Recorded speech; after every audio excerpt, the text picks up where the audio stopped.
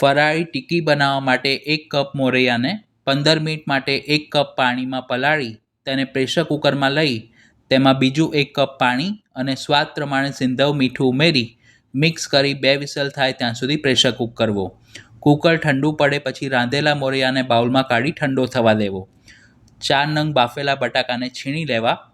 મોરૈયો ઠંડો પડે પછી તેના બિલકુલ ગાંઠા ન રહે તેના માટે હાથ વડે મેશ કરી તેમાં બાફેલા બટાકાનું છીણ, તીખાસ માટે 1 ચમચી મરી પાવડર, 2 નંગ બારીક સમારેલા લીલા મરચાં, અડધો કપ સમારેલી કોથમીર અને બટાકાના ભાગનું સ્વાદ પ્રમાણે સિંધવ મીઠું ઉમેરી બધું જ સરખું મિક્સ કરી ટિક્કી વાળી શકાય તેવું મિશ્રણ તૈયાર કરવું.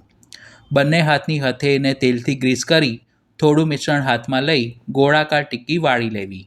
1 કપ સાબુદાણાના કાચા પૌવાને મિક્સરમાં અધકચરા વાટી તેને બાઉલમાં કાઢી લેવા.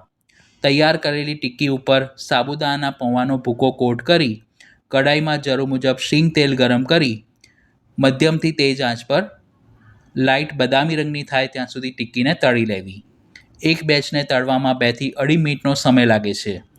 ગરમા ગરમ ફરાળી ટિક્કીને આપણે ફરાળી ગ્રીન ચટણી સાથે સર્વ કરીશું. તો વ્રત ઉપવાસમાં તમે પણ આ રેસીપી ઘરે જરૂર ટ્રાય કરજો. વિડીયો પસંદ આવી હોય તો તેને લાઇક અને શેર કરવાનું ન ભૂલશો.